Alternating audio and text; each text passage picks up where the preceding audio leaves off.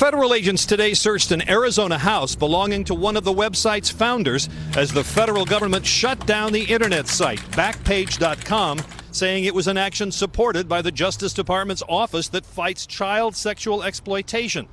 The site was the online version of adult-oriented classified ads, but it's long been accused of facilitating prostitution and has been a target of local prosecutors and congressional investigators. We were able to determine that they knew what they were doing, that they were actually taking ads regarding underage girls, even editing the ads to try to hide the fact that they were underage. So they were complicit in it. Advocates for children say many underage girls forced into prostitution end up in online ads. Most of the victims are female and children.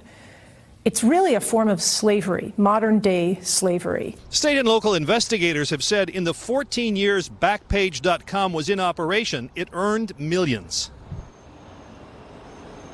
In the past, Backpage has denied knowingly facilitating sex trafficking and has insisted that it helps state and local authorities track down victims of illegal activity. Hey, NBC News fans, thanks for checking out our YouTube channel. Subscribe by clicking on that button down here and click on any of the videos over here to watch the latest interviews, show highlights, and digital exclusives.